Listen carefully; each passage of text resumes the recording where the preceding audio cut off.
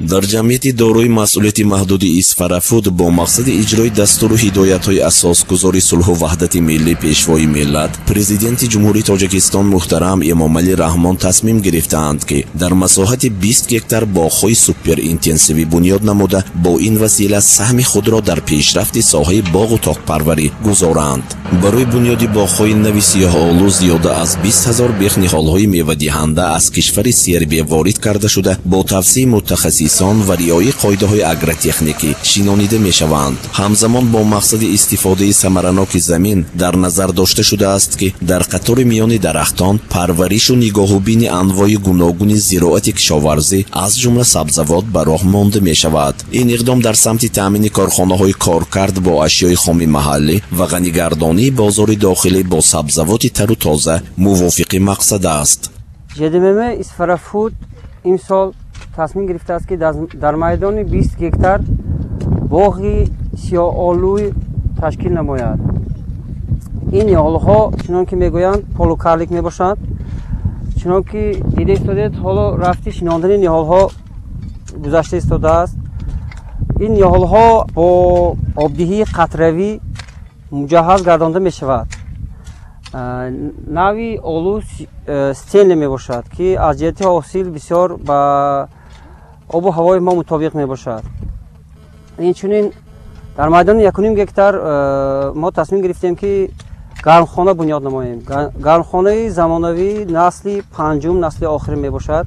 мушоҳидаҳои солҳои охир нишон дода истодааст ки иқлим дигар шуда истодааст ва зардолое ки дар аввалин моҳи март гул мекунад, бисёртар сармо зада истодааст. ин сиёҳолӯ бошад дертар гул мекунад ва ба ивазшавии климат низ мутобиқ мебошад.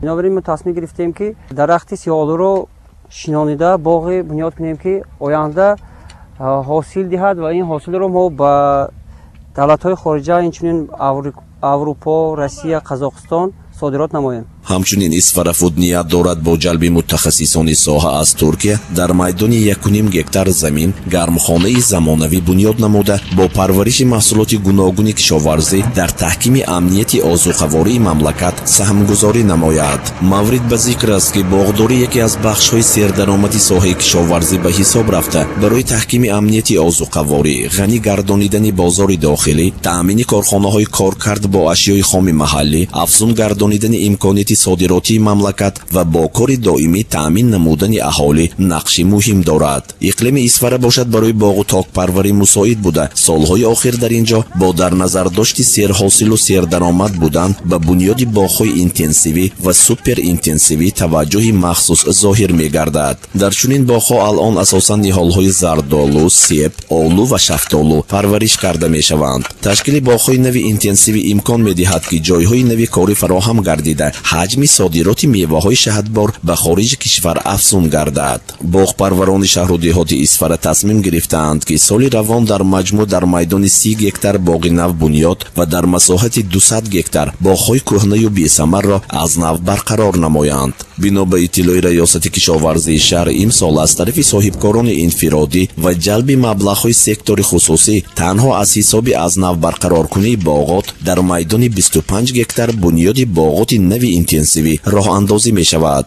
айни замон дар шаҳри Исфара дар ҳамаи шаклҳои хоҷагидорӣ майдони боғот зиёда аз 13 000 гектарро ташкил медиҳад ки аз ин 11 000 гектараш зардолузор мебошад.